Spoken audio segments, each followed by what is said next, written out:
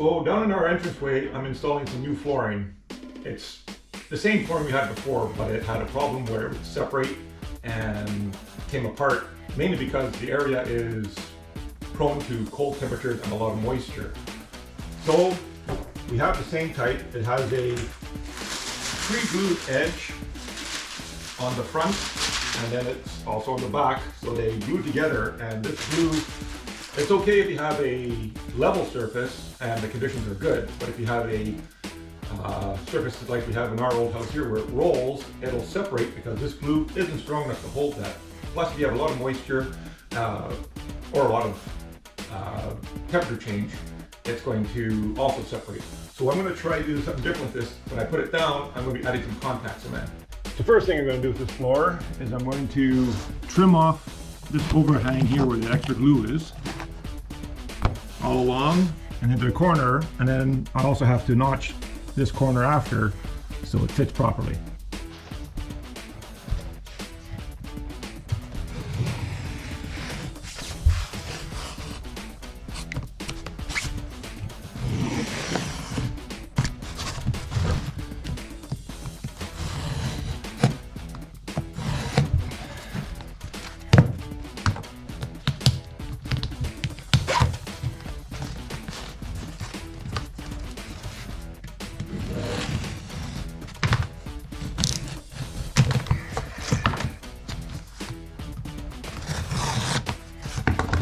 Now I could measure this and then over here and find out what the sizes are. But the easiest way is I'm just going to push this into the corner here, right up to, I'm just going to take my little handy dandy pencil and mark that's where my line is. And then I'm just going to take this and put it over here like so, my handy dandy pencil once again, and mark that. And then I'm going to pull this out with my handy dandy square. I'm just going to say, yeah, it's approximately something like this. And approximately something like this. And then I'll take my handy dandy knife and cut it out. So now I have the first tile notched and in place, and I've trimmed the second tile so it's ready to go in place. Now what I'm going to do is I'm going to add some contact cement to the seam, but I want to keep it away from the outside edge so it doesn't spill over and get dirty and look crappy. Plus also I want to make sure that when I start this line, it's square. Now it should be, because I had the same flooring in this area before.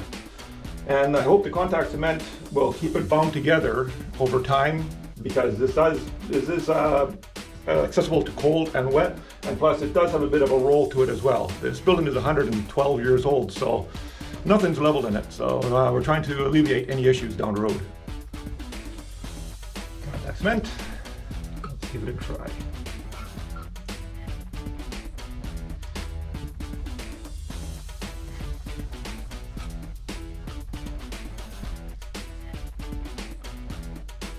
Now, really, I should be letting this dry a little bit before I put it down, but because it has extra glue on it anyways, I'm not overly concerned about that. The contact cement will dry in its own time.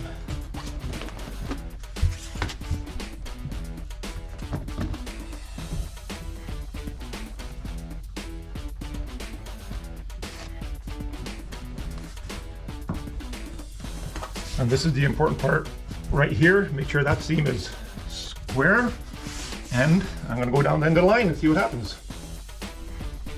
So I stopped the process right now because I realized that down here this is getting a little bit smaller underneath there. Now I might be able to squeeze this underneath, but I'm not sure, so I got to double check the measurements first before I go any further so I can keep this square. So I have to cut 1/4 inch off, so I'm bringing it outside where I have a longer square. So I'm just going to measure this.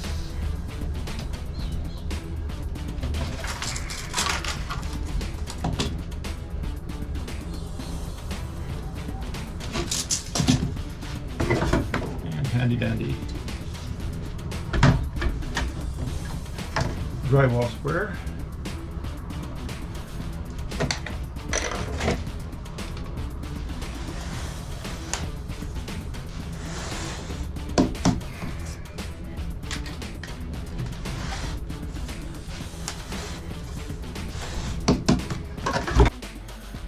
So I trimmed it off a 1/4 inch so it'll fit in here.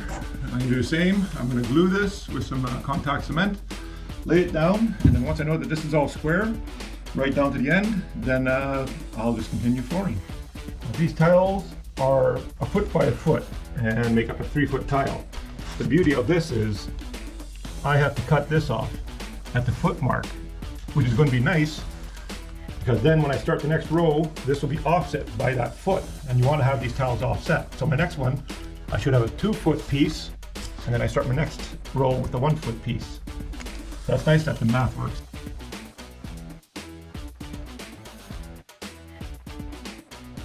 So I could continue time-lapsing the floor being laid, but you get the idea. This part here is going to take a little longer because I got to trim every edge because it's about 11 inches. So it's going to take a little bit more time to get it all trimmed up and laid down. So yeah, you don't have to sit through that.